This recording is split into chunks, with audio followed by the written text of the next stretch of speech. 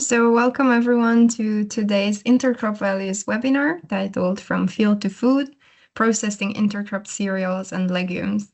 My name is Boglarko Bozsogi. I'm Research and Innovation Officer at IFOAM Organics Europe. We are one of the partners of the IntercropVALUES project representing the organic sector at the European level in Brussels. And I'm pleased to co-host this webinar with my colleagues at Iniciativas Innovadoras and also Boku University. So we have an amazing lineup of speakers, all researchers and experts at Boku University and Vienna, Professor Regine Schönlechner, Philipp Fuhrmann, Eleonora Pichler, and Julian Fischer. Thank you very much for joining us today. We will hear a series of presentations presenting some of the findings and its implications from the IntercropVALUES project. Under the project, we're working on developing intercropping for agri-food value chains and ecosystem services delivery in Europe and also in southern countries. We're a 4-year Horizon Europe project coordinated by CIRAD in France, and the project is ending in October, so there's a lot of results and outputs coming out at this point, including in this webinar, that is worth following. Intercropping or species mixtures means the cultivation of multiple species in the same field without necessarily sowing or harvesting them together. And we know that this practice offers numerous advantages and opportunities for farmers and value chain actors. But despite the advantages, there are quite a few challenges in implementing intercropping, which can be technical, organizational, or economic. And these challenges also appear differently across the value chain. So we will hear today about how to manage intercrop products more along the value chain and how to make them valuable for consumers. So the project in general aims to exploit these benefits of intercropping to design and manage productive, diversified, resilient, profitable, and environmentally friendly cropping systems that are acceptable to farmers and other actors in the agri-food system. We are a multidisciplinary, multi-actor project, bringing together scientists and local actors across the whole value chain, from 27 partners across 15 countries and 3 continents.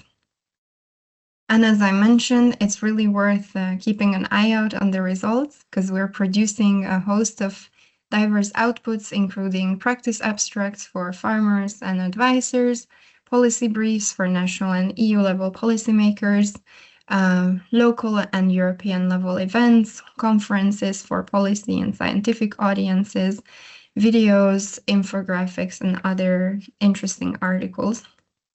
So do visit our website and social media for that. The project is working also at the local level with co-innovation case studies, 13 of them, in European countries, but also in Mozambique and La Réunion.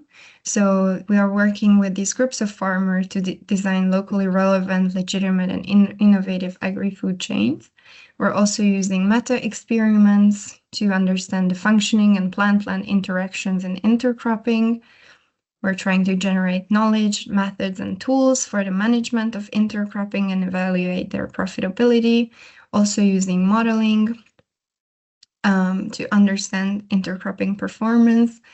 And then the focus of today is the novel knowledge we're generating on the quality of grains harvested from cereal legume intercropping in comparison with soil crops, and how these then be converted into foodstuffs. And we're also trying to uncover key barriers and levers at the value chain to boost the transition towards a more sustainable and agroecological food system by using intercropping practices. This webinar today is the last one of a 3-part series that we've organized. The first one was focused on machinery on the farm used for intercropping specifically.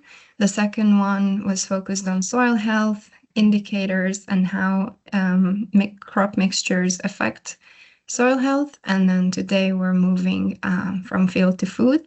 All of these webinars are recorded and will be available on our YouTube channel together with the presentations. So feel free to check out the other ones if you missed them. So now I will give the word to Julian, who will give an introduction to the work of this group and the project, and introduce the other speakers as well. Thank you. Hello together. My name is Julian. I'm from Boku University, and I also want to welcome you all from our side, the Boku side, and thank you for joining today. Before we start, as said, I want to briefly give a short introduction. So as Bogi just mentioned, and most of you know, intercropping is a practice of growing 2 or more crops together on the same field.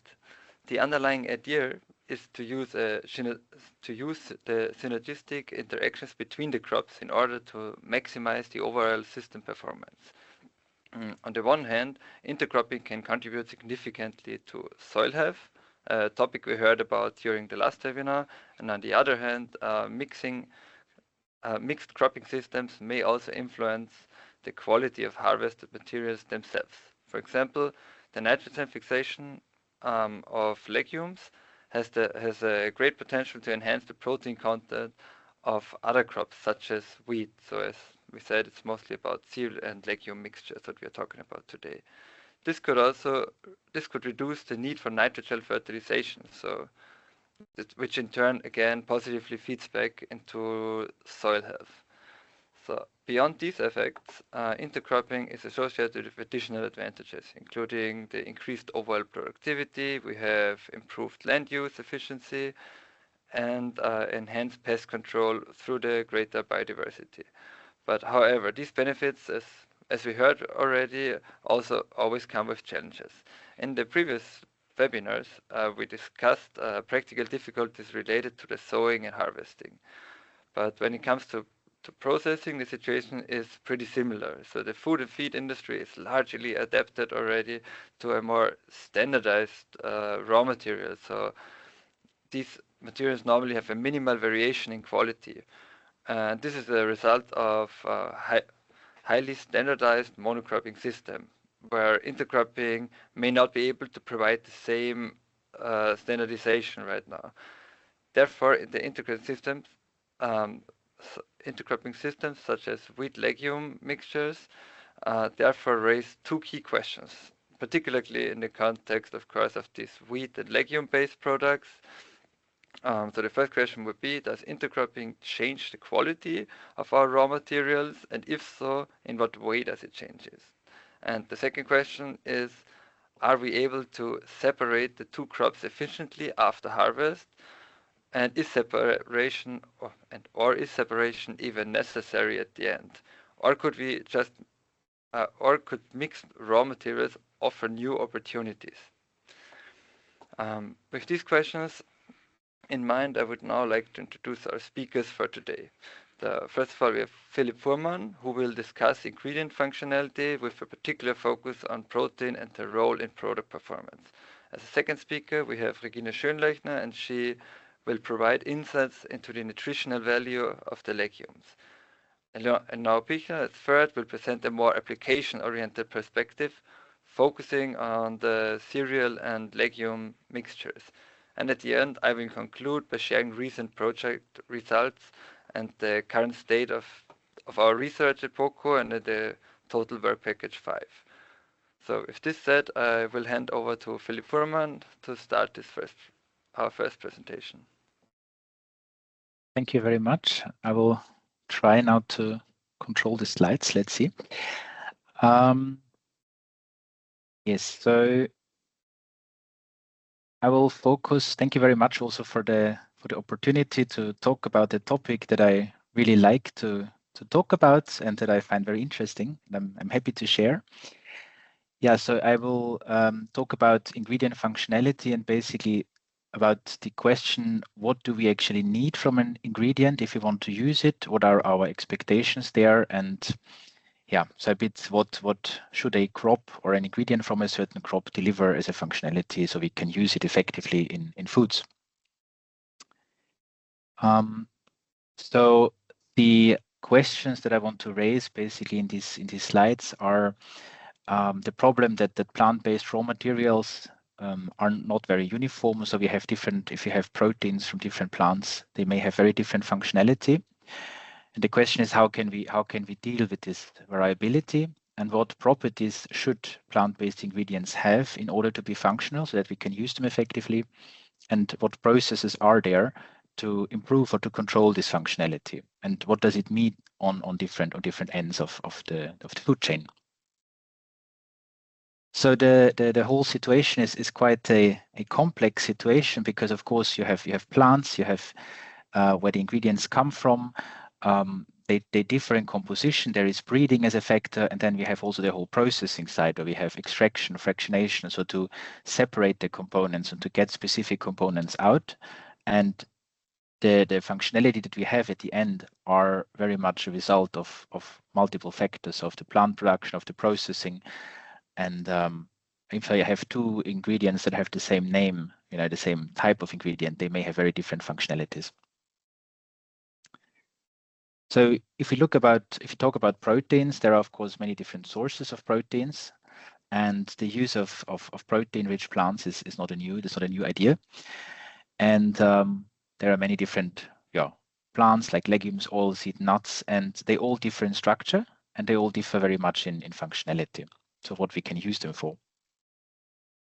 So in a very basic perspective, they differ in composition. So for example, oil seeds, as the name suggests, are rich in oil, while pulses, legumes have more starch and relatively high protein content and relatively low oil content. But they're also on a much smaller length scale. They differ quite substantially. So in general, the proteins occur as in a seed as protein as inclusion bodies. So the proteins are very tightly packed, and the idea is to protect these proteins in the plant. So if you want to isolate a protein from a seed, we need to crack the seed open, and we need to get these protein bodies out. So these are the storage proteins. Now, if we have an oil-rich seed like rape seeds, there are also oleosomes in there. So the oil of the seed is stored in these oil bodies, oil droplets that also have proteins around them. So if you want to get all the protein out of such a seed, we not only need to see if I can have the pointer. We not only need to get the proteins out from the protein body, but also these oleosomes are stabilized by proteins. So if you want to get all the protein out, we also could get the proteins from these oleosomes out, for example. So they are differently distributed and have different functions in the seed. So there are different, for plant proteins, we have different fractions. So we can classify them and put them nicely in boxes for how we can use them, for example, and on their properties. So we have the albumins, which are water soluble. We have globulins, which are soluble in solutions with a bit of salt in there. And then we have prolamins and glutenins, which are also in cereals like zein and glutenin, that are more ethanol soluble. So in water, we would not get them soluble. You may also see the S units sometimes in literature, 7S, 11S units, which basically relates to Svedberg units, or units basically how quickly a protein sediments. So if it's basically a test that tells you something how big an aggregate is. So 2S would be monomers, 7S trimers, and the smaller these protein aggregates are, the slower, of course, they sediment. And the size of these protein bodies depends on the pH in which they occur, and the salt content, and of course on the structure. And now, if you look at different plants, be it soybean, peas, they differ in their proteins, and they differ which fractions occur more or less. So that means if we isolate proteins from different plants, we will get isolates that differ in solubility, that differ in composition, that differ in properties. So that means that we have to deal with ingredients that are very different and that vary a lot depending on the plant source at once, but also depending on the processing, because the processing also does quite something. Now the question is, what functionalities do we actually need? And if we produce a food, or if we produce foods, there are, let's say, 3-4 main functionalities that we look for, and that is solubility. So how easily do proteins solubilize in an aqueous phase in water? Can they stabilize an emulsion? Can they make a gel? And then, of course, a very important parameter there is also if they are stable towards changes in heat and pH. So the question is, do we know which fraction works under which condition, and do we have a clear image on that? And the answer is not that well. So it's the literature, scientific literature on that is increasing, but it's not really possible at this point to say, well, if you want this specific function, take this specific subfraction, and it will work. So we are quite far away from that point. As I already said, the extraction and fractionation process, so how we get the protein out of the plant, has quite an effect on the functionalities of what the protein can do. And basically the idea of extraction and fractionation is to get a pure protein fraction from plant seeds or grains, because we can quite nicely control the functionality of these pure ingredients. And now how this works in practice typically is you grind the seed, so to get access basically to these protein bodies. There is a defatting step. There is an aqueous extraction, so you try to get the water-soluble proteins out. This you can do via changing the pH, because you see here on this small figure here on the left that depending on the protein type, some proteins are always very soluble, independent of the pH, but some proteins differ a lot in their solubility depending on the pH value. So you basically use that by putting this defatted flour into a solution with a high pH where the protein is well soluble, or where a large amount of the proteins is well soluble, and then you decrease the pH again, so to precipitate only specifically the protein, because they're not that well soluble, and then there is some drying step. That would be one way, let's say, of extracting proteins. The problem is that this is a relatively harsh process, and you need a lot of water. And the problem is that the proteins do not really like that. So they typically aggregate, they form very large aggregates, and their functionality really suffers from this isolation process, from this aqueous alkaline extraction. And there are, of course, other processes like using enzymes, membrane filtration, using ultrasound.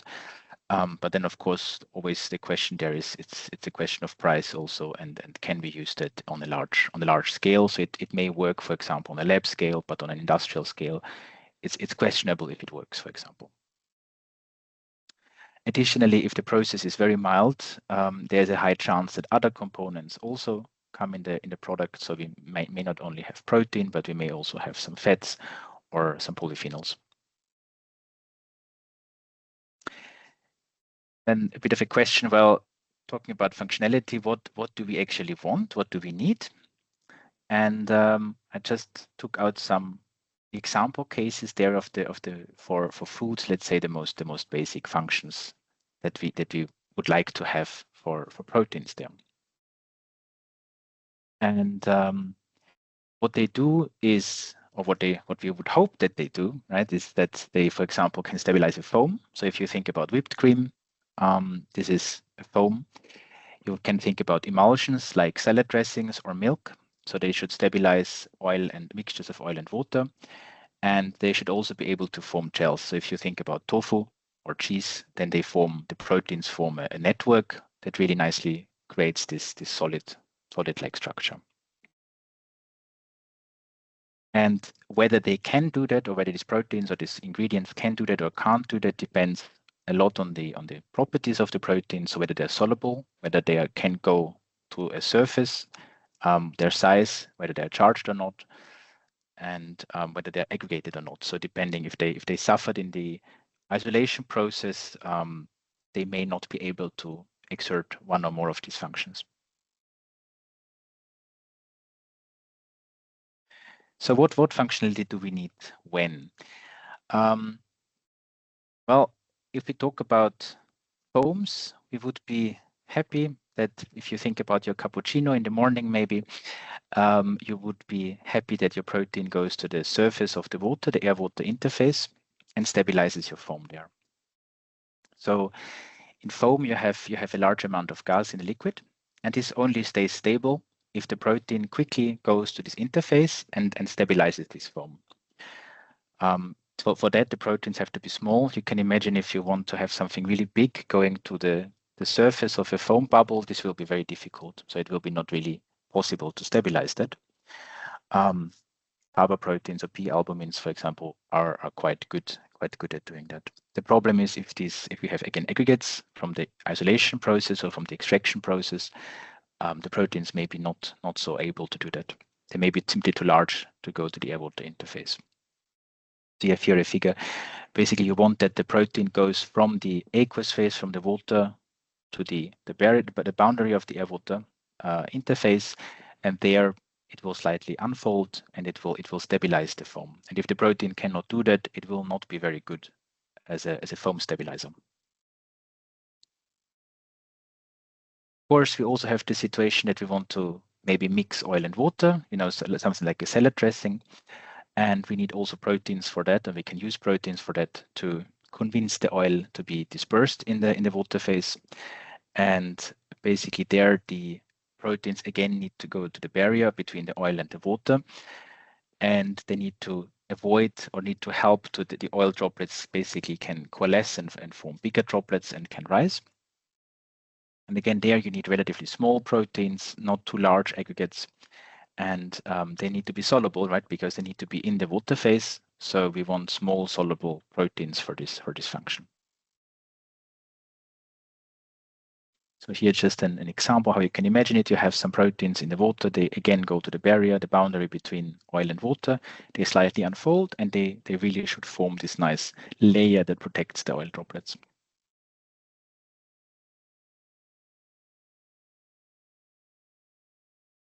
So the question is a bit, I mentioned proteins should be small, they should be able to move and water soluble. Is it always the case? And no, it's usually not so easy to say yes and no. In that case, for protein aggregates, for large protein aggregates, sometimes they can also work extremely well. So having bigger proteins or protein aggregates is not always a problem. Sometimes they can also work. For example, you may be able to create very, very stable emulsions, so-called Pickering emulsions, that have so large proteins at the interface or aggregates at the interface that basically you can imagine like a solid tennis ball is protecting, a lot of them is protecting the oil droplets. So then you can create this called ultra-stable emulsions. So it's not always a problem to have big protein aggregates. For example, proteins from maize like zein or gluten is quite good at producing these so-called Pickering emulsions.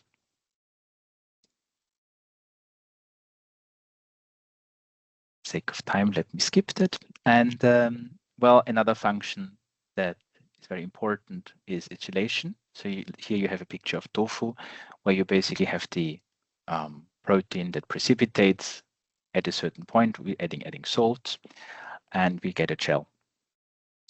So for that, the proteins basically need to be soluble, and at a certain trigger, that can be salt, that can be pH, it can be enzymes, these proteins must precipitate and have to form a network.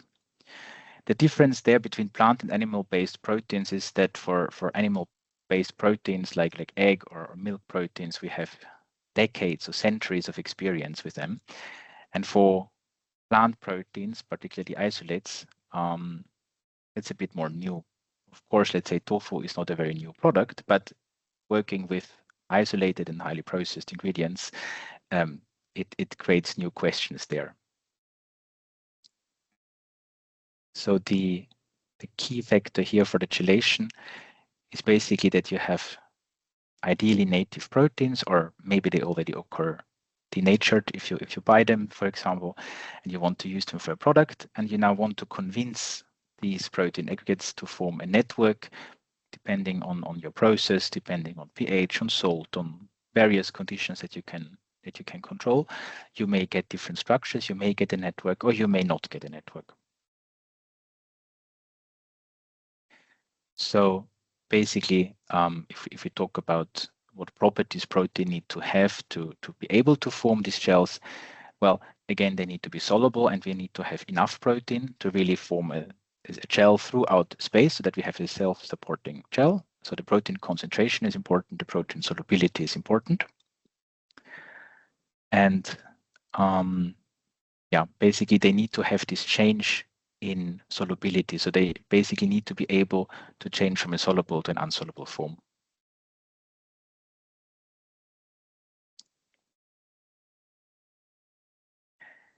And again, for this process, the problem is the aggregation, because if we have already insoluble proteins from the start, it's very difficult to convince them to form a network, a space-bending network.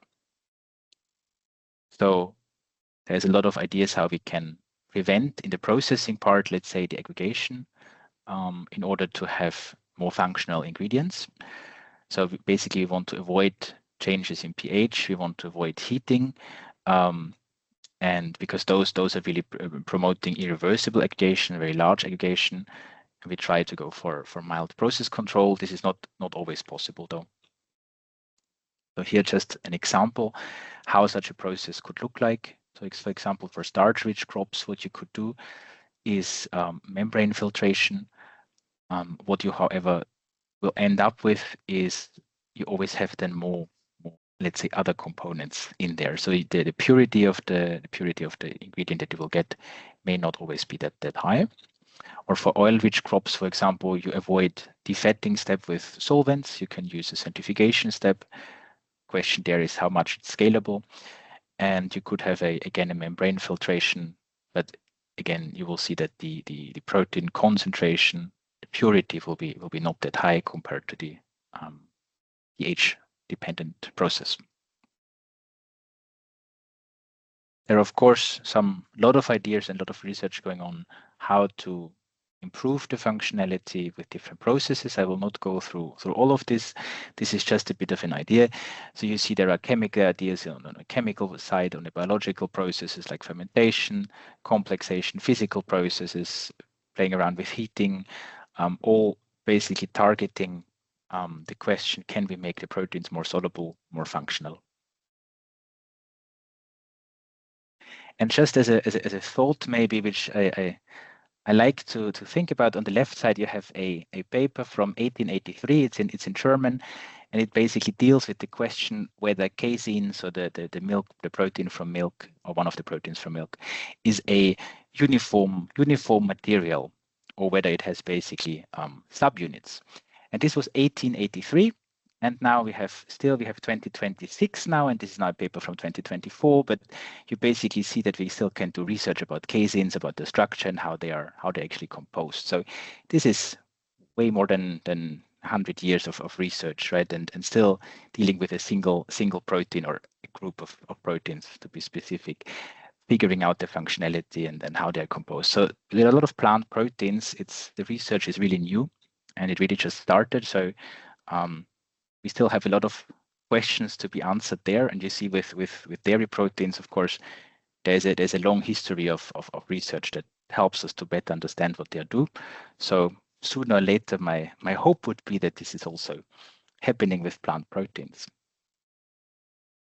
So a bit of a conclusion there is that we need quite a holistic view to check from the plant basically to the processing. How do we get the ingredient if we want to understand what they can do and what functionalities a certain ingredient can have. One of the key factors is that ideally we try to prevent aggregation and try to have very functional ingredients, soluble ingredients. Keyword there could be some AI methods to optimize. There are also some projects there trying to figure out how these very complex systems could be optimized. And yeah, this will need a lot of partners, a lot of input from different sources, different expertises to go basically and go forward there. Yeah, with that, thank you very much. And Julian, I give the word back to you. Okay, thank you, Philip. Thank you for your words, for your presentation. But I think we can go right on to Regine Schönlechner and continue with her presentation.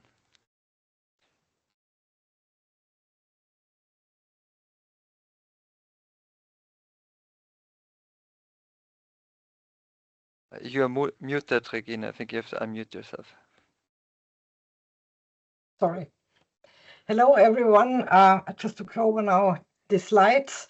I will talk about the nutritional benefits of legumes and why they should be added or could be added to cereal foods. This will be then the next presentation. So I talk mainly about the nutritions. We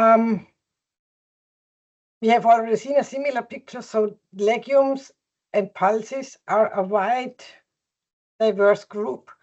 And so I tried to summarize this first from the botanical classification. And that's also in this way important because a different botanical source means also that we have different groups, and this has an effect on the nutritional composition, so they differ. And principally, all the pulses that we consume belong to the fabales, so all to the same sort of order. But then later on, they differentiate, and we have the so-called Phaseole and the Fabaceae. So we have different two groups. We also have then like Caesar, chickpeas, and the lupins, and also peanut is a pulse actually from botanical point of view.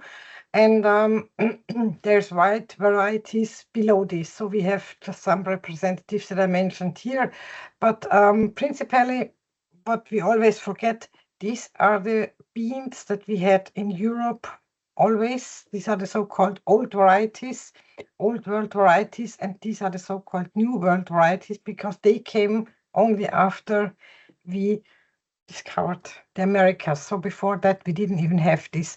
And when it comes to nutritional compositions, these groups really differentiate between those.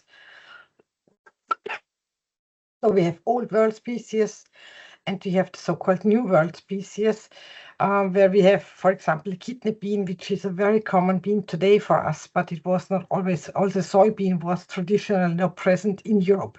Usually, they grow in more warm climates, while the Fabaceae grow also in cooler climates. So you can grow them. They were adapted to the European climate, actually.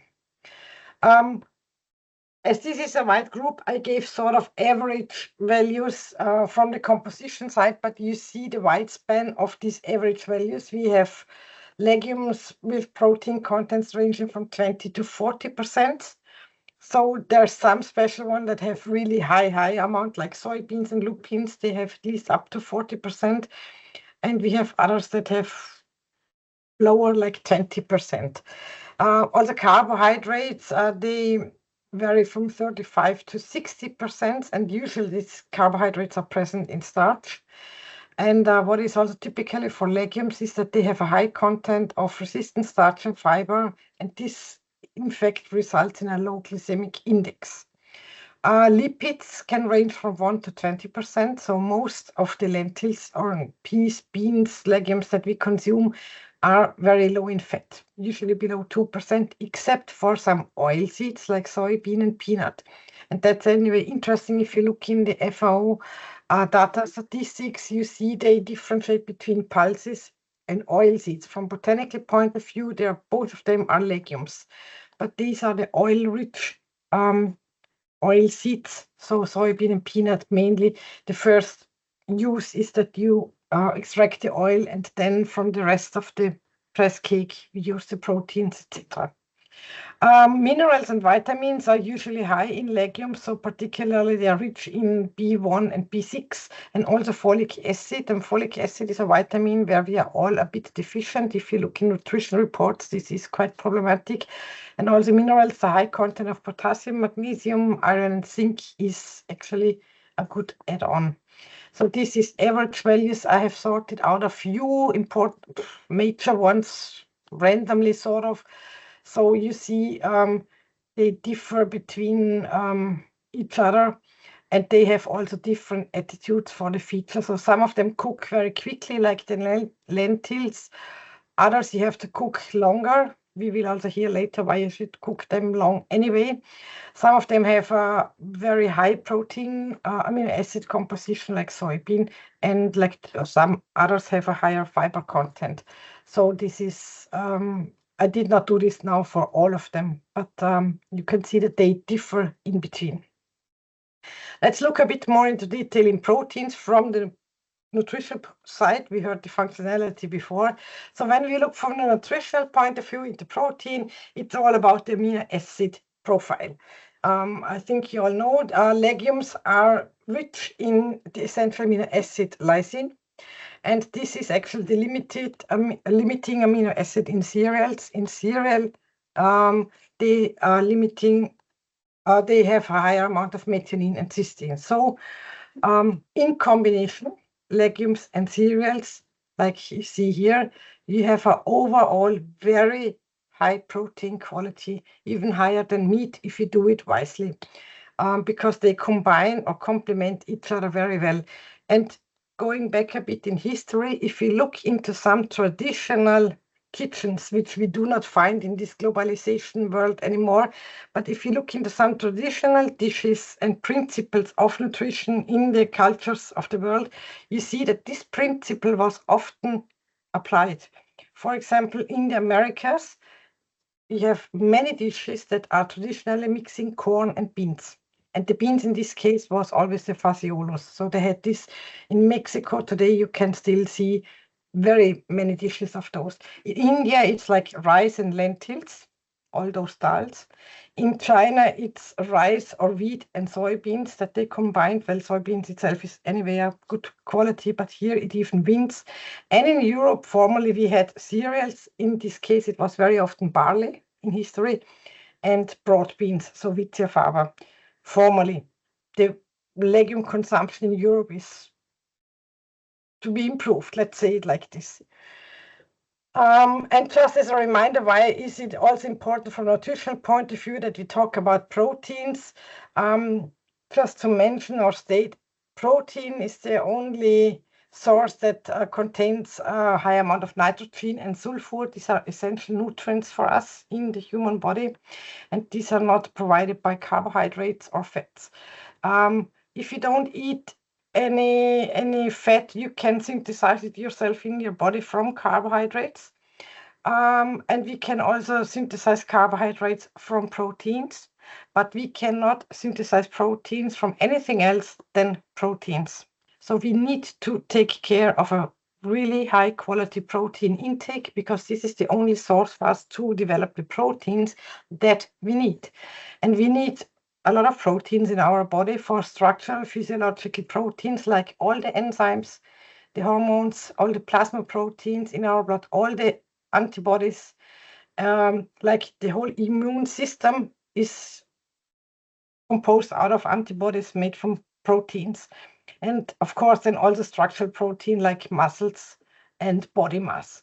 And only after this all is served by our intake, then these proteins should or are used as an energy source. So that's why we should not save eating carbohydrates, so to save the proteins for this function. If we look into the dietary fiber, I mentioned that legumes have a high amount of dietary fiber, and that makes it really valuable, especially if you compare to cereals. Normally, cereals are a very good source for us to consume dietary fiber if we eat it whole grain. And you all know we do not eat enough whole grain bread in the world, and especially in all the countries. Most of our bread is produced from refined flour. So from a nutritional point of view, all the nutritional reports tell us that we do not eat enough dietary fiber. So legumes are usually consumed whole grain, and you even don't feel it sandy or whatever you disturb for dietary fiber. So this is really a good source to increase our fiber intake. Here is a table, sorry. Here is a table from the USDA food data of cooked legumes. So this is the way how we consume it. And you see the fiber is between 7 and 11% all over. So there is a bit of variation also in here. And that's quite a high amount, because if we think that we need about 30 grams per day, if you eat cereals and fiber legumes together, you get quite a sufficient amount of fibers. And the important point is not only the amount of fibers itself, but also the composition of the fibers. And you know that all the fibers are composed of cellulose, hemicellulose, pectins, lignins, resistant starch. They are really quite high in legumes, but also galacto-oligosaccharides of the raffinose family. These ones are sort of prebiotic, but also they are gas forming. So if you are not used to eat a lot of legumes, you will suffer from this in the beginning, but our intestinal system can get used to it. So normally it's not really a problem after some adaptation. Also, you can reduce this by soaking and cooking. This is also what is often mentioned by legume consumption. I will not go into detail of this all, but they all have different properties, and I will show you here. So the insoluble fiber is usually about 60 to 80% of the total dietary fiber, and the rest is soluble fibers. The insoluble fibers are more for bulk stool increase, while the soluble fibers like pectins, hemicelluloses, and also the RFOs usually have also physiological effects that are often clinically proven. So they can lower your blood cholesterol level or your blood glucose level. So they are lowering glycemic index and. So this is different for this other. And also we have a resistant starch content in legumes that varies a lot and is highly influenced by processing. So shortly, the physiological effects of fiber fractions. Fiber is not fiber. We have to differentiate if they are fermentable, if they are soluble, if they are both, if they are viscous or non-viscous. So we can have a high range of fibers, and depending on these, they have different effects, and they are also tolerated differently by different individuals. And usually the role is the soluble components, because those are the ones that really have physiological effects in blood cholesterol lowering and glucose lowering. Highly influenced again of processing. Beside of this, and I just gave one example, we have a lot of bioactive compounds in legumes, but this would be another hour to talk about. So we have different bioactive components in different legumes. I just gave an example for the bioactive peptides that you can find in legumes, and they differ, of course. You have different peptins. We don't want to read these names now, but their activity is quite interesting. So they are antihypertensive, antimicrobial, hypocholesterolemic, anti-cancer, anti whatever. So they are really health promoting, dose dependent. That's what we need to consider. So they do offer additional benefits that you only find in legumes. And this is another important topic now that we need to talk about, in particular when it comes to legumes. Legumes contain, and that's why people sometimes don't like to eat it, they contain quite a sufficient amount of anti-nutrients. It's also depending very much on the type of legume. So not all those anti-nutrients that are listed here are present in all. Some beans have more, some others have less. And there's a big difference between the Phaseolus group and the Vicia Faber group. So all those. Tendentially, not always 100%, but tendentially the Phaseolus group contain more anti-nutrients, specifically anti-nutrients that can be problematic. So we find phytic acid, we find trypsin, chymotrypsin inhibitors, we have lectins, tannins, saponins. Again, those RFOs that can be antinutrients, oxalates, vicine, and alpha amylase inhibitors. You have listed here. In principle, they often bind minerals, they reduce digestibility of protein and minerals, but they can also have really physiological effects that are not always healthy. But what we also need to consider, and that's what I mentioned here, all those anti-nutrients in certain amounts can even be toxic, but in the low amount, dose dependent, and that's different for all, they are health beneficial. So they can be, again, antioxidant, anti-inflammatory. They may lower glycemic index, they may lower risk of cancer, and so different for this. This is very much dose dependent, and we have a very good sensory for this. If it's too bitter, it's too much. Sort of, not always true, but in many cases. So they are not always bad. We need to influence this by processing. But we need to make sure, that's why I made this in red, that some anti-nutrients, we really need to make sure that they are inactivated by processing. And this is in particular true for lectins, because they are really toxic. And as much as 4 to 5 beans that are undercooked of the red kidney bean can really trigger illness. Illness in the case of nausea, vomiting, diarrhea, into the hospital. So it's not just a bit. So this is, and also other by processing, we influence this sufficiently, but we have to do real good processing. For example, the lectins, some slow cooking may not be enough. So we need to really have sufficient temperature, sufficient time. And that makes it a bit problematic sometimes for the home consumption, because we need to cook for hours. And it would even help if we do pressure cooking, so elevated temperatures, and you really reduce sufficiently. So from the convenience point of view, it's nice to have pre-cooked beans in cans, because we are sure that the industry cooked it long enough in elevated temperatures. If we do it at home, we really need to consider that we need to cook sometimes for hours. That's not always convenient. So that's why we want to have some convenience level here and some pre-processing. Also, this increased sensory properties. Sometimes high pressure cooking increases the sensory properties of some legumes. And that's what I mean. We really have to make sure we reduce, not eliminate completely, but we reduce the content of anti-nutrients in legumes. So in this way, we can benefit from all the health benefits of cereals. Thank you very much. I will hand over now to Eleonora, who talks about integration from legumes into bakery cereal products. Sorry, Julian, I overdid it.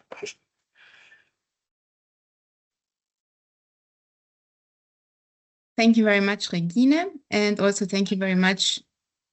Sorry, I think somebody tries to get into my house, but yeah, I think I will ignore it for now. Yes, so I prepared a short presentation about the baking applications and practical insights, and how the addition of legumes can affect the baking performance, but also product development. So I will focus not only on possibilities, but also show you some limitations or expectations, and also give you some kind of state of the art, what has been researched in the last 2 to 3 years, actually. So state of the art, and also which products are available, especially on the Austrian market. So first of all, why should we put legumes in bread, actually? So on one hand, of course, the topic of legumes and cereals as a combination aligns very well with the IntercropVALUES project in general. So on one hand, we can increase the biodiversity, but also maximize, for example, the soil cover.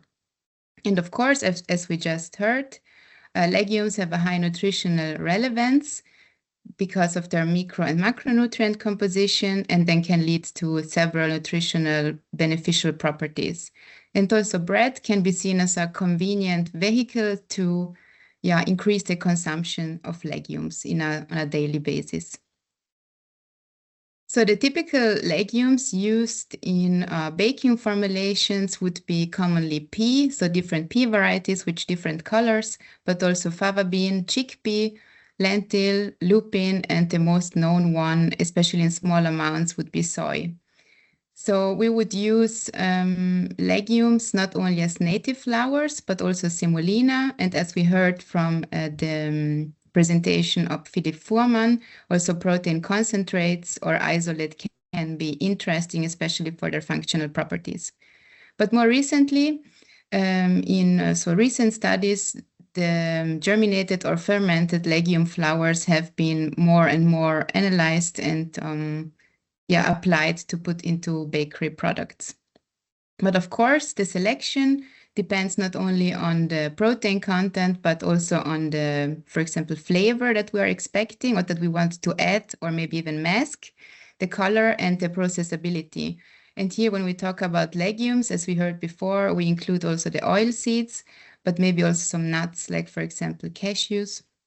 But in this presentation, I will mainly go into the pea and so the more common legumes, let's say, but they're often combined with oil seeds, especially also for not nutritional, but also sensory experience in the products. So the technological expectations for dough and processing, if we look at this graphical abstract of a recent publication here, normally when we use wheat flour, add water, of course, also other ingredients, we get a dough and we have a nice gluten network, which is stable and traps air bubbles and leads to a nice leavened dough. But when we add peas or when we add legumes, actually, we have a dilution, of course, of the gluten network. So basically, we have a weaker dough and a lower volume and also denser crumb structure. But this, of course, depends on the substitution levels or the addition levels. So what we can say from a processing perspective, we really have to do adaptations. They can be also relatively simple, like, for example, adapt the mixing times or fermentation regime in general. But also we have to consider the adaptations of recipes, maybe through adding, for example, gluten. But another approach would be fermentation to improve the dough stability. So from the technological expectations regarding the bread quality, of course, depending on the amount of legume flour that we add, we have a reduced loaf volume, denser crumb. It often gets also darker because we add different types of carbohydrates. And then we have also firmer crumb. Depending also on the type of legume that we add, we have also more beany flavor or also color changes, and they can reduce the acceptance of the consumer when the consumer is expecting a specific type of bread. This is an example of, let's say, home-baked bread. It's 100% chickpea bread, so relevant for people with nutritional constraints. But what we can really see is that we have a really dense crumb and it was surely also very heavy and crumbly. This is a product which is available on the market, but more on online in online markets, and this has been reformulated recently. So some consumers really were very, let's say, happy about this product because it contains a high proportion of legumes, especially sprouted, so germinated legumes. But we can see here, that's just one example. One consumer said that the quality was not consistent, especially the loaves were often misshapen and the side collapsed. So we can see that also products which are available on the market need reformulation, because it depends always on the batch of legumes and the type of legumes. But regarding the nutritional and health expectations, as we heard in the presentation of Regine Schönlechner, of course, depending on the type of legume that we take, we have a different protein and dietary fiber content, and it also depends if the way of the enrichment of the bread on the inclusion level. But we don't only add proteins, dietary fiber, and minerals, but also phytochemicals. So overall, when we do a good combination of cereal and legumes, as we heard before, we can have a more complete amino acid profile and even claim the bread, depending on the recipe, to be even high in protein. So among the technological challenges, as we heard, if we take out or replace a specific amount of cereal flour, we have a decreased gluten content and therefore also a weakened dough. And literature has shown that if we do only a small replacement, and actually that's now a hint for the results of our study that we conducted here at Boku. If we do only a small replacement, we can actually even improve specific bread quality properties, such as, for example, the loaf volume. But if we replace it in higher proportions, like 20 to 30%, of course, we have smaller volume. And there it really depends on the type of protein or legume that we use. For example, here we have a study with chickpea, pea and soy protein, and they did also different combinations. For example, here they only had a small inclusion level. We see that the pores, so we had a quite high volume, specific volume, but unregular pores. Instead, in this formulation here with the pea, we have a small volume or smaller volume, but a nice homogeneous pore crumb texture and structure.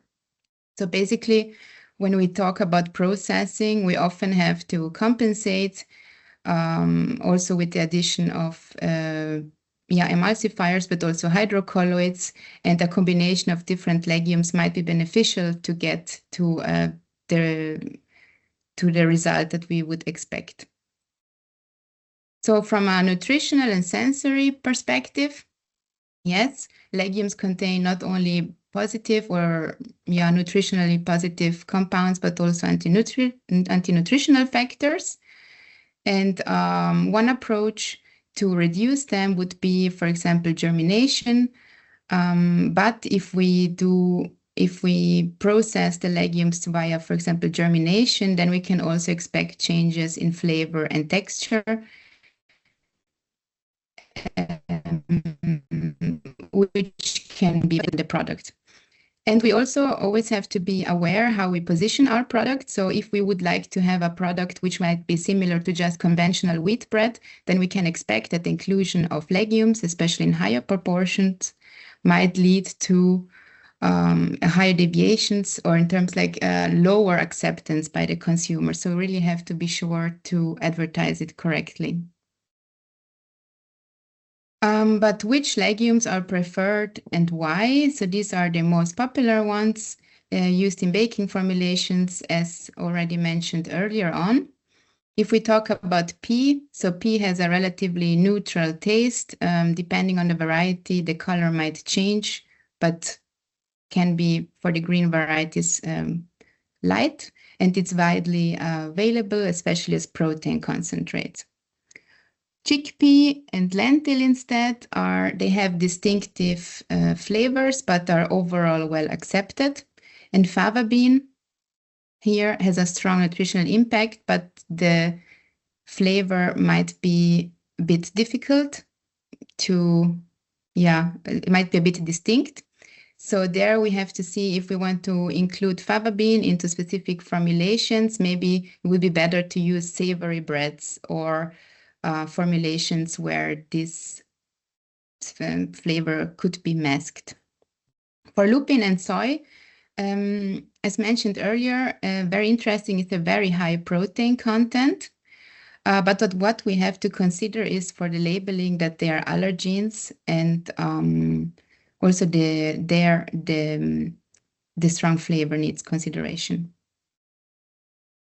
So regarding the market expectations, if we take legumes or make composite bread, legumes and cereals, depending on the formulation, we can, of course, use high protein source of fiber or plant-based.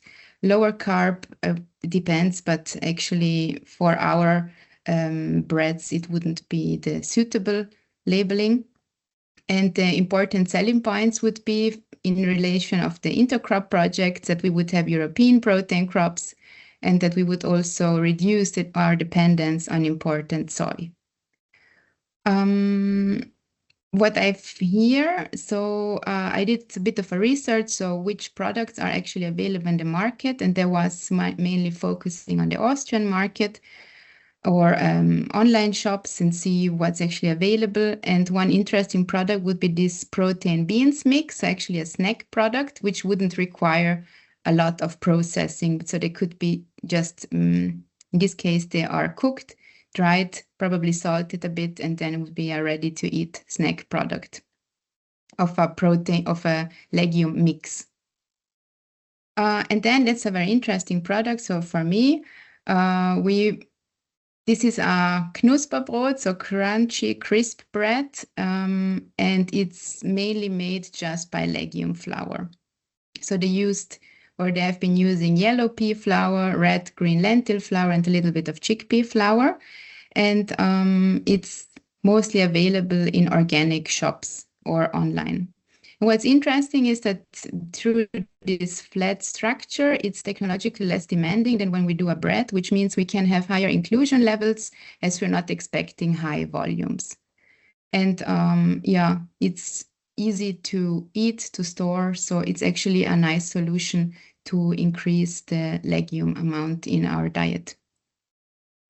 And that's now in German, but basically it's the ingredients. I wanted just to show you briefly. So we have a high proportion of yellow pea flour, red and green lentil flour, a bit of pea starch, chickpea flour, and a little bit of salt. And if we look here at the nutritional composition, so here the eiweiß would be the protein, we have 24%, 24 gram per 100 gram of protein.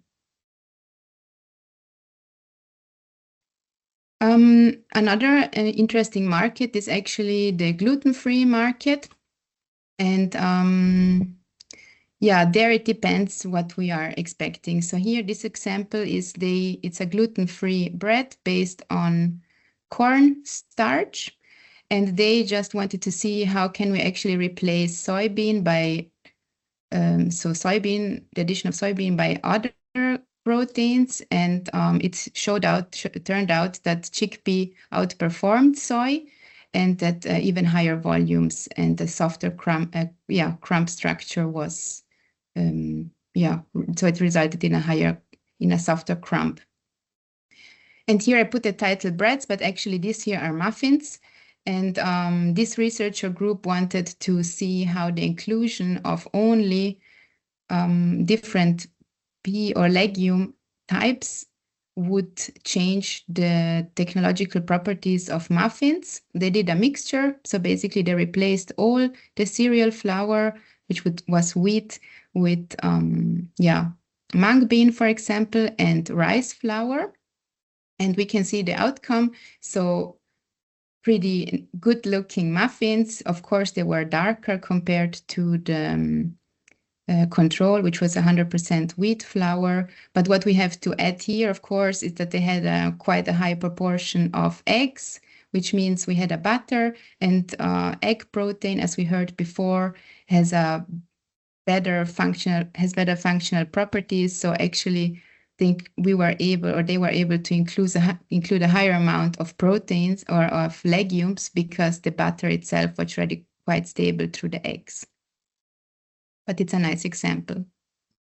So our opportunities now for the IntercropVALUES is on one hand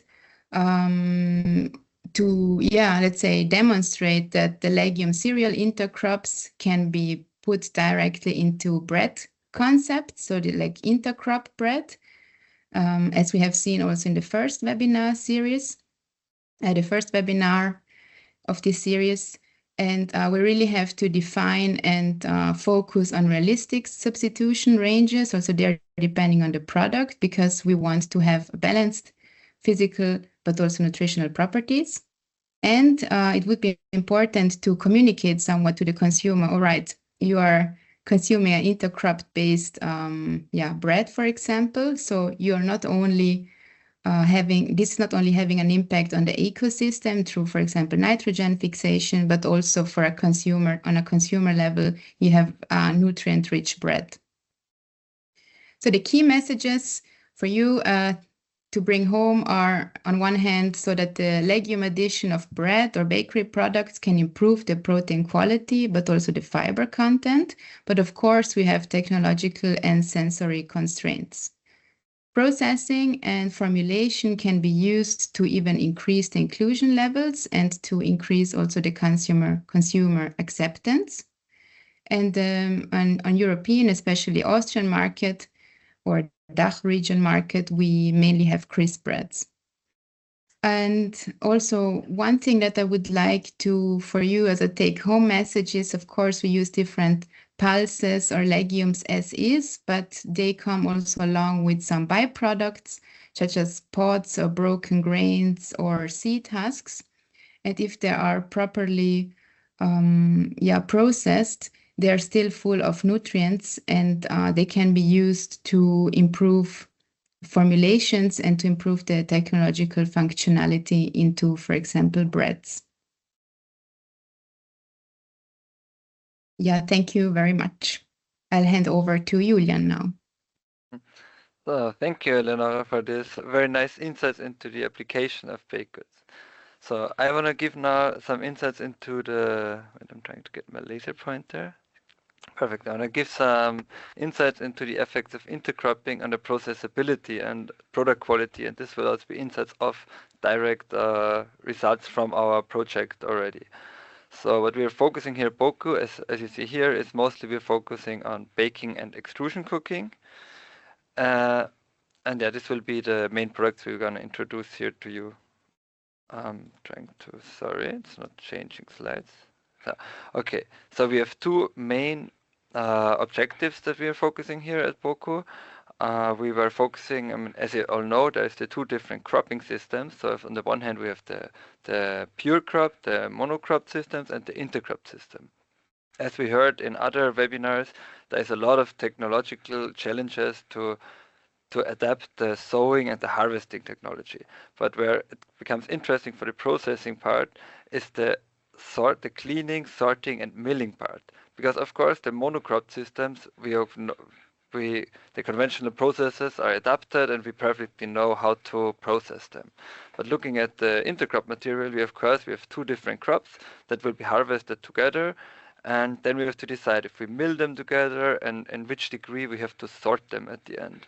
So there's the one option of just using conventional cleaning and sorting processes, which will lead, in our cases now, I'm talking mostly here, or today I will only talk about the combination of wheat and pea, but what we heard from partners is that when we use conventional sorting systems or technology, that we will have about 2 to 4% residues of peas in our wheat flour. So we have pea flour in the wheat flour if we don't sort them in a specific way. This is because of some broken pea kernels will have the size and the density of the wheat grains, and so they will be sorted together. And in the first case study, we will use these flours and we'll evaluate if these mixtures in these small ranges with up to 5% will affect the processing quality or the product quality at the end in baking and, as said, in extrusion cooking. The second way is we separate the intercrop material completely.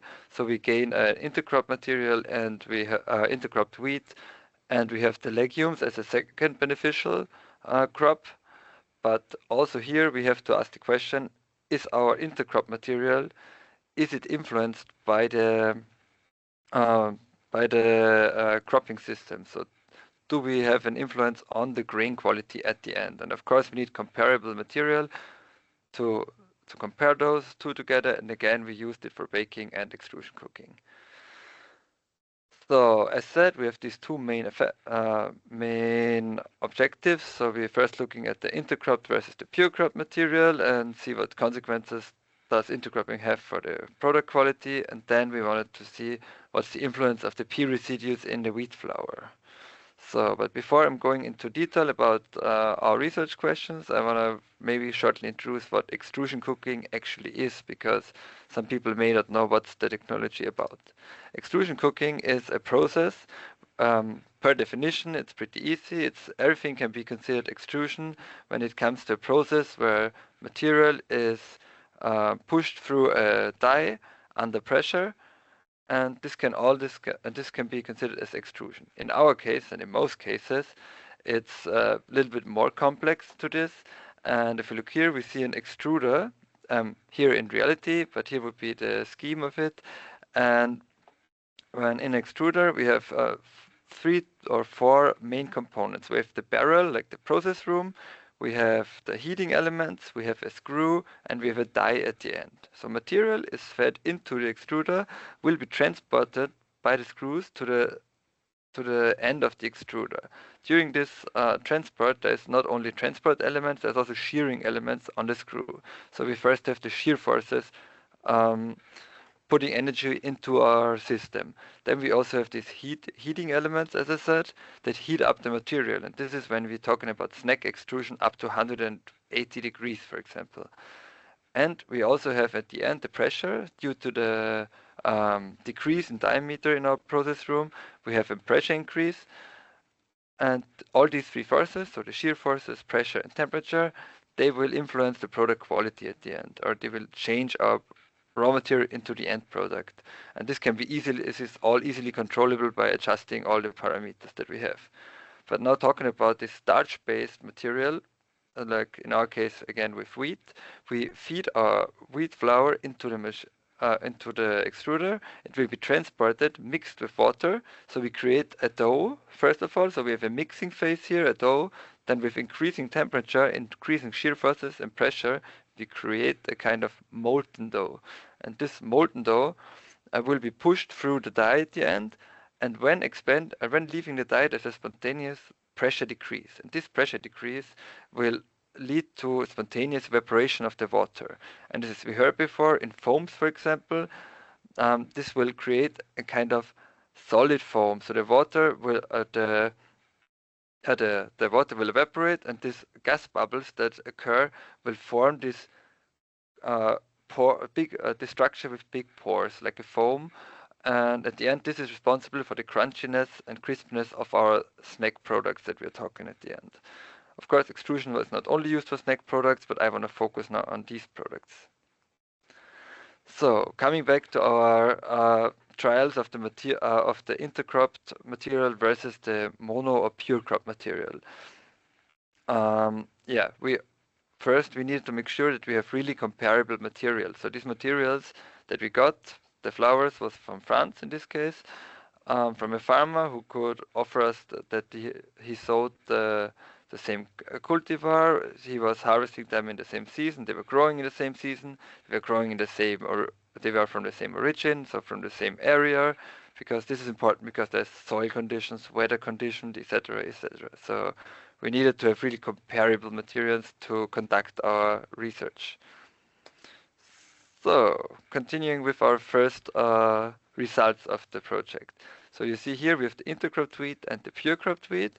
And in this case, we were checking the chemical composition or chemical analysis, and we found out that both of our materials were very similar at the end. So we had similar protein content, similar fat content, starch, and ash content. So what we expect from a processor point of view, of course, okay, we don't expect them to have major difference in processability. So we would expect they behave similar to each other. But of course, as we heard before from Philip Fuhrmann's presentation, for example, proteins, they do not always consist of the same fractions. So even if the content is the same, we don't know if the fractions maybe are different to each other. So of course, we still had to investigate into the product quality. So when talking about our baking trials, so as said, we did baking trials and extrusion trials. Talking about the baking trials, we measured the baking loss, which is the weight loss during baking, which is mostly related to the water evaporation during the baking process. We measured the specific volume, which is the volume divided by the weight, which gives a good relation to the airiness of the product. So the higher the volume, the lower the weight, the more air we included in the dough, have a more fluffier product. And the volume yield, which is the increase in volume from the dough to the final bread. We also measured the texture, where it's mostly important about, we're measuring this factor is important because we're measuring the hardness of the bread. We're also measuring the elasticity, then color and pores. And as the chemical analysis already indicated, we did not find any significant difference between those two breads at the end. So yeah, we can say here the intercropped and the pure cropped were very similar to each other. Similar trials were also conducted with the extruded snacks. And when we're looking at the snack products, of course, we cannot always measure the full snacks. Sometimes we have to analyze the powder, or we have to cut them open for analysis. So we measured the expansion index, which is basically the expansion of the material after leaving the dye. We measured the water absorption solubility index, which is an indicator for the functionality of the ingredients. So therefore we have to grind down the material and then measure how much water can be absorbed, how much of the material will be solubilized in water. We're measuring the bulk density, the texture again, which is indicating for crispiness, crunchiness, for example, important sensory attributes, then color, then again we're looking at the pores and the moisture content. And again in these trials, as the chemical analysis indicated, we saw that there is no major difference between all these parameters. But when saying this, it sounds like, yeah, we didn't find any advantage of the intercropping. But okay, we have to admit we didn't find really relevant or remarkable differences in the products. But we have to consider, in this case, we had a pure crop material and we had an intercrop material. The intercrop material gave, on the one hand, it had a slightly improved yield and also was preserving the soil quality. So we improved the soil quality by keeping the intercrop material. And as an additional benefit, even though we already had a high yield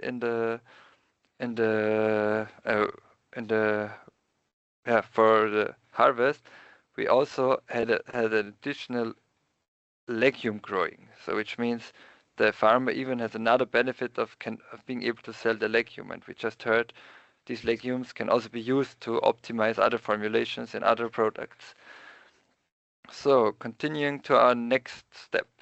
As I said, we also were testing the influence of pea residues in our wheat flour. So looking at the composition of a pea flour, we can see that we have a way higher protein content.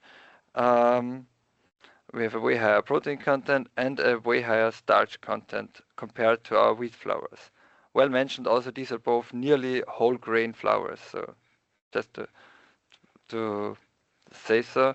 And yeah, what we're expecting, the more pea flour we add, we will have an increase in protein content in our product and a decrease in starch content. And as we heard already from Eleonora before and also from the other speakers, the increased protein content has, on the one hand, a nutritional value and also is accountable for a denser network at the end of the crumb or the crust in the. So yeah, so we also had, of course, still evaluate this on our baking trials also. Again, we measured the same parameters, and in this case, we found very interesting improvements in bread quality. So we found that when we're increasing the amount of pea flour added in our breads, we are increasing slowly the quality. So we have higher volumes, we have softer crumbs, and also what's very interesting that we found is that we at the 3% level, we even repeated these measurements for several times because we couldn't believe it. The 3% level has this kind of extra value. So we found that here the samples had a significant difference from all other samples. And when I'm saying now that we improved the quality from 1 to 3% addition with all our measurements, when we look here, does not mean that we decrease the quality afterwards. Just the increase stopped. So we even after 5% addition, we still stay at the same quality for our measurements at our reference bread, where there's no wheat flour added. So saying this, we're continuing to the next measurements, which is the baking, with this where we're measuring the color from the crumb and the crust and the pore analysis. And we saw, of course, that there was a change in color in the crust, which is, we also heard from consumer perspective, this could be a problem that we have changes, but honestly, color changes in the crust also vary, dependent on the positioning of the loaf in the oven, etc., etc. So there's, yeah, I would not give this too much attention in these cases. And again, as we said, for the 3% formulations, as you see in this graph shortly indicated, we have a smaller pore size and more pores. So also, again, mentioning that we have an improvement in our quality in this area. So looking at the extrusion trials, when we look at the functionality, we didn't see a real improvement, or we didn't see any changes in the functionality of the products. When we look at the color, we had a constant increase of color differences in relation to p-flower addition. So with more p-flower, we saw more changes. Here it's more understandable because we are milling, so we have the average color. It's not a surface color, it's the average color of the material. And looking at the pore analysis, yeah, we did not see significant changes, but also here we have the method is very insecure. So as you see, we're measuring several materials, several samples, and yeah, we had a change in pores, but this is not so significant. But again, looking at the physical parameters and the texture, the physical parameters, so the expansion and the density, were not really influenced by the difference between the two, by the addition of p-flower. But looking at the crispiness and crunchiness, so the texture, we again see this improvement until 3%, and then a slightly decrease. So again, we didn't measure above 5% addition, but it is expected, or we could expect here, that after 5% addition, there will slowly be a further increase. And as Eleonora mentioned, as soon as there is a high amount added, there must be adjustments of the method of the technology. But when we are talking here about these additions, we did change nothing on the method. That didn't change any formulation, except that we replaced 5% with the P. So the only thing we did was adding p-flower. So as a summary, again, for these trials, we saw that we hardly didn't see any differences when adding 1 to 5% of p-flower. We saw really minor increases. You saw the graphs; it was not a big difference between them. There's just a statistical difference, but it's not a big difference at all, as in total. But we saw a slight improvement, and yeah, so we can also say that the average amount of peas remaining after the harvesting and sorting has no significant influence on the processability and the application in breads and extrudants. But of course, as we heard before, we have an additional benefit, and this would be the nutritional value that will be increased by adding the legumes. So as a final step, we conducted sensory analysis. Therefore, we were baking breads with 5% p-flower addition, and we had 11 different pea cultivars that we were testing. And in this, for these trials, this was conducted and planned with our partners in Germany, because we also heard different pea variations or cultivars also have different agronomic data. So they also influence the growth, and the synergistic effects are different from each cultivar to each wheat cultivar. So we wanted to test, okay, which pea cultivar is now affecting our end product in sensory analysis. So we did a kata test. This means we check all that apply. Therefore, there's a trained panel is collecting attributes, and these attributes will be then evaluated by participants, by non-trained participants. What we get is a sensory profile and the overall liking. And now to conclude my slides, I want to show you the results of this. We saw that with the addition of 5%, which is already pretty high, we did not see major differences between all our samples. So the liking is still pretty similar.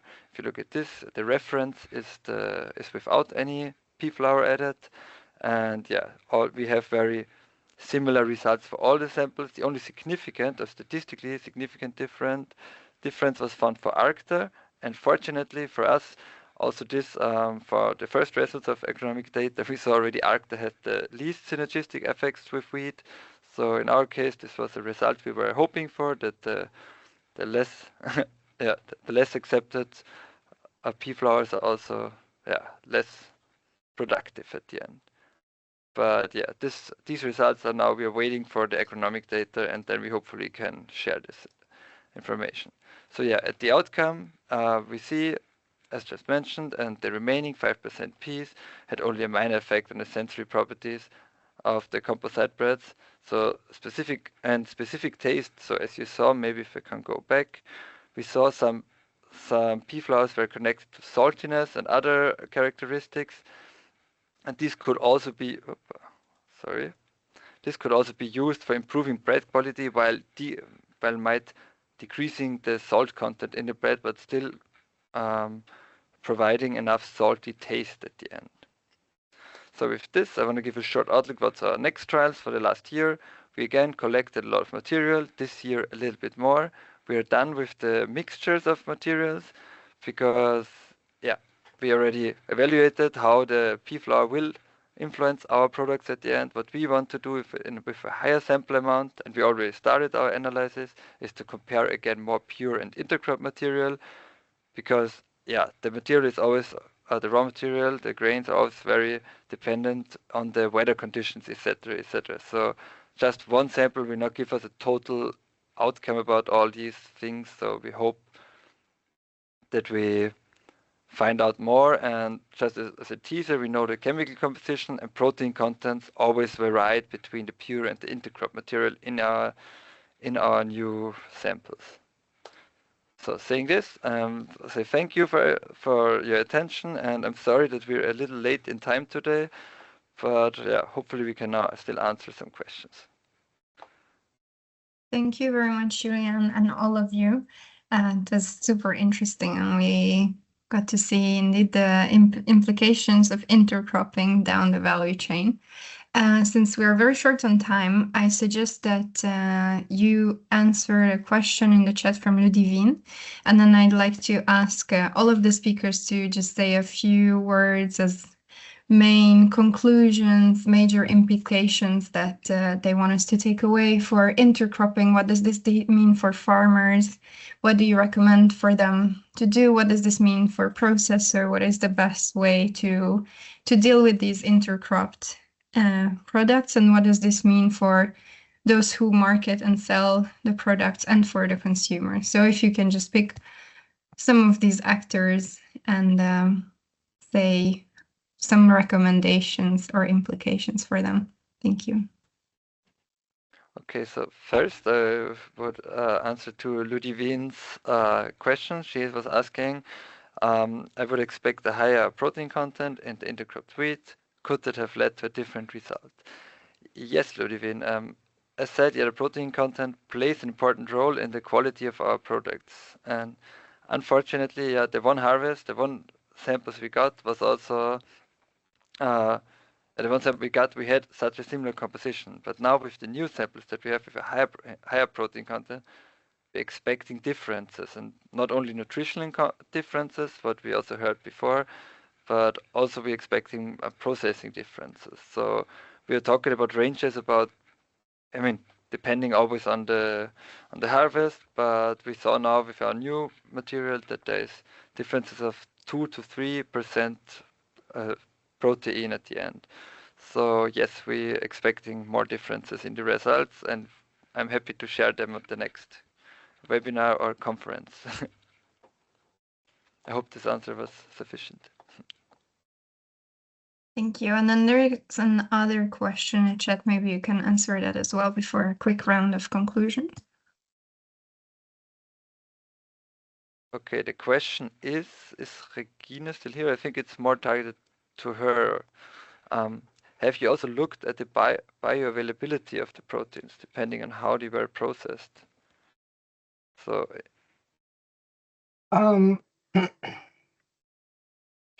it's not really mine because I didn't process, but I think bioavailability of proteins is usually higher after cooking. I'm not so sure now about dried snack beans, but normally dried snack is cooked and then dried, so I wouldn't see a difference here. yeah, but yeah, as Regina already said, we are not ourselves. We are not looking at bioavailability. It would, yeah, we are more focused on the processing part and how we can, yeah, include it into normal processes and what's our benefits at the end. I hope this was sufficient.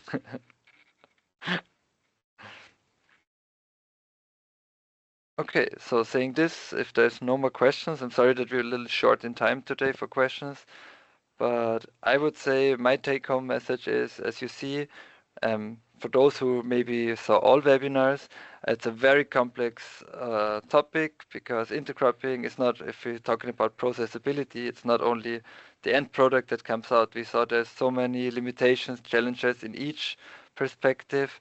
But what I see in intercropping is that we have a high chance on improving soil health, improving nutritional value, also increasing for now we don't have this high demand on legumes, but with increasing the amount of harvested legumes just by cropping them with wheat, I see big chances to create a new market and new maybe nutritional or diet habits at the end.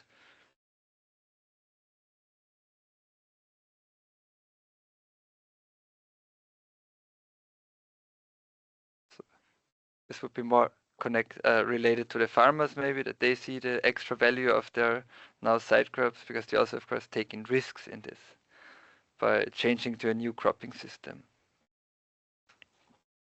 So, someone else want to give a little key message from their perspective?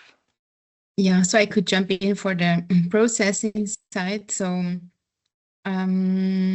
I would say it's difficult to summarize really one aspect about intercropping in terms of how intercropping would affect the processability, because we would expect that intercrop would affect also the nutritional composition.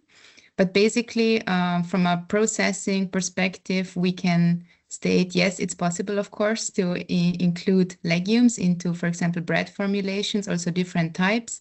Depending also on the type of product, we can even add higher proportions, like, for example, in the muffins. But important is really to, advertise it, so the intercropping, in a way that it's, for the consumer, it's an additional value to get and to buy these products.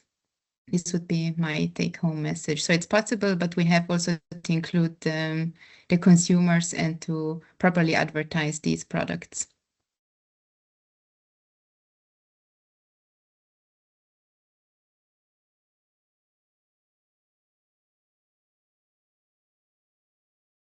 Okay, so I assume, is Philip or Regina, are you still here? Otherwise, there he is. Sorry. Camera was just on strike. Yeah, I think it opens quite up some interesting questions. I mean, I'm coming very much from the ingredient functionality, food physics side. So there, I think it opens up quite some interesting questions. How, if we have materials, for example, that don't perform so well on a certain functionality, if we can combine them, do we then get the synergistic effect? So this, I think it's I think in that perspective, we should also have a look how combinations of materials can work.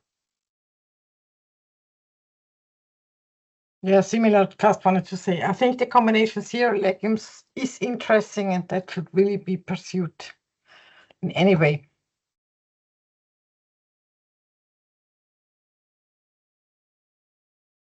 Perfect. In this case, I say thank you all for attending the webinar, and I don't know if Bogi wants to say a last word to sum up, but thank you very much from our side.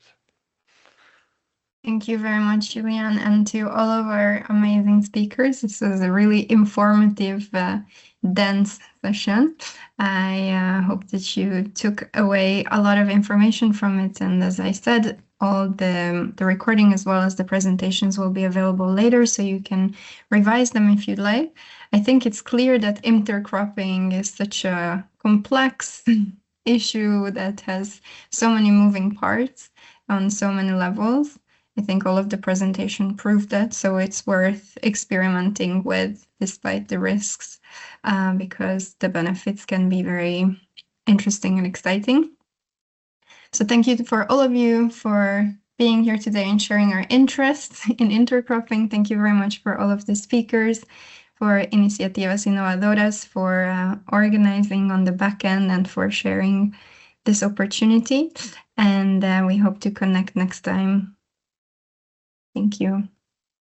Bye. Thank you. Bye.